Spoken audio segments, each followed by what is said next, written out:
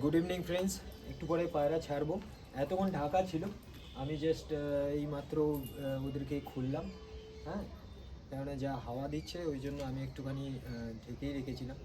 তো যাই হোক, একটা বিষয় নিয়ে কথা বলবো। আমাদের এখানে একটা আমার ভাইয়ের মতন মানে একজন পায়রা পোষে, সে আমাকে জিজ্ঞেস করছিল যে ব্রিডিংটা কীরকমভাবে করা উচিত। তো আমি দেখো বেসিক্যালি ব্রিডিং এরকম করি, আমার কাছে কালারটা সেরকমভাবে কোনো ইম্পর্টেন্ট করে না। যেহেতু আমি পায়রাকে ফ্লাই দিতে চাই, হ্যাঁ, সেহেতু কালারটা সেই রকমভাবে ইম্পর্টেন্ট করে না।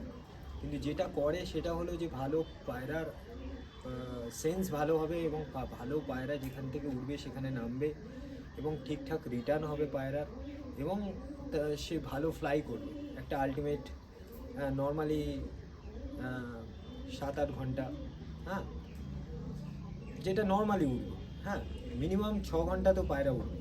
হ্যাঁ, তো এইবারে দেখো, তার জন্য যে তুমি যদি ভাবো যে কালার ম্যাচিং করে এবং তুমি ইনব্রিড করবে। ইনব্রিড হলো কি, হলো যে একই পায়রার যে আমাদের তো নর্মালি পায়রার দুটো বাচ্চা হয়, দুটো ডিমের দুটো বাচ্চা হয়, একটা নর একটা মাদা হয়।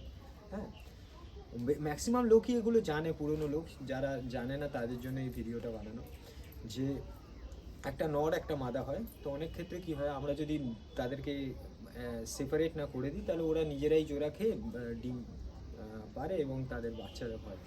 কিন্তু তাতে বাচ্চার মধ্যে সেই সেন্স আর বাচ্চার ভিতর থেকে অতটা স্ট্রং হয় না। হ্যাঁ, যেটা একটা আহ, আহ, সেটা একই লাইনের পায়রা হলেও কিন্তু পায়রা দুটো যেন ডিফারেন্ট ডিফারেন্ট ব্লাড লাইন থেকে হয়। হুম, আর সে এক একটা ব্লাড লাইনে সে নিজের দিক থেকে বেস্ট হবে। হ্যাঁ, ভালো পায়রা তো হতেই হবে, না হলে ভালো বাচ্চা হবে না। কিন্তু দুটো আলাদা আলাদা জেনারেশন থেকে, মানে দুটো আলাদা আলাদা ব্লাড লাইন থেকে হওয়া উচিত। এই জন্য আমি পায়রাগুলোর আলাদা আলাদা জেনারেশনের একটা করে নামও দিয়েছি। এই একটাই কারণ, যে যাতে আমার পায়রাটা ডিফারেন্ট ডিফারেন্ট জোড়া করে আমি তাদেরকে বাচ্চা নিই এবং প্রত্যেকটা বাচ্চাই নিজের মতন করে তার আলটিমেট রেজাল্ট করে। তো যে কোনো সিজনে, এবং পায়রা খুব তাড়াতাড়ি উইকও কম পড়ে। পায়রা যদি উইক হয় সেক্ষেত্রে পায়রা তাড়াতাড়ি রিকভারও করে যেতে পারে। যদি ইনব্রিড হয় সেক্ষেত্রে অনেক ক্ষেত্রে হয় যে পায়রা একটু উইকই হয়, হ্যাঁ, অত তাড়াতাড়ি রিকভার হতে চায় না, এবং পায়রা অনেক সময় কি হয় যে তাদের নজরটাও আর সেন্সটাও অতটা ভালো হয় না। হুম, তো তাই জন্য এরকমভাবেই আমি বানানো। আমার হাতে কোনো পায়রা নেই যদিও আজকে, আমি জাস্ট এইটা বলার জন্যই আজকে ভিডিওটা বানালাম। হ্যাঁ, তো এইবারে একটু পরে খেতে দেবো ওদেরকে, খাওয়া টাওয়া দেবো সব। তো এটাই আমার বলা ছিল।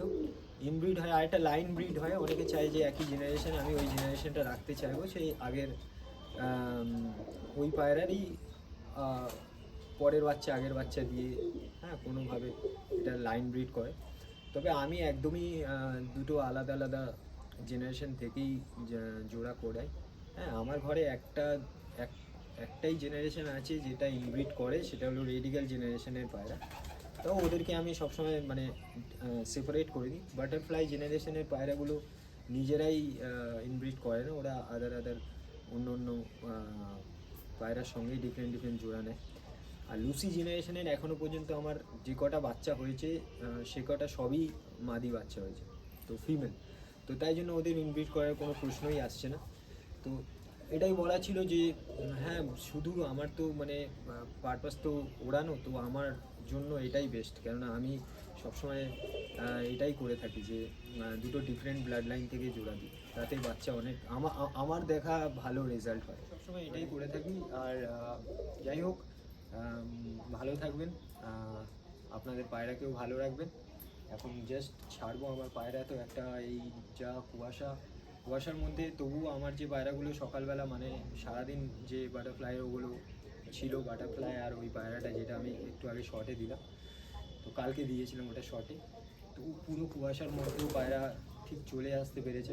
হ্যাঁ, কিন্তু একটা পায়রায় আসতে পারলো না। ওগুলো আমি ছোটোবেলা মানে একদম বাচ্চা নিয়েছিলাম ছোটো থেকে আমার বাড়িতে ওড়ে। তো আমার মনে হয় না পায়রাটা কিছুভাবে মানে ইয়ে হয়েছে, না হলে পায়রাটা আসার কথা। তবে এখন ওয়েদার ভীষণ টুইস্ট হচ্ছে, আর এখন একটুখানি কেয়ারফুলি রাখবেন। চলুন, ভালো থাকবেন আর আপনাদের পায়রাকেও ভালো রাখবেন।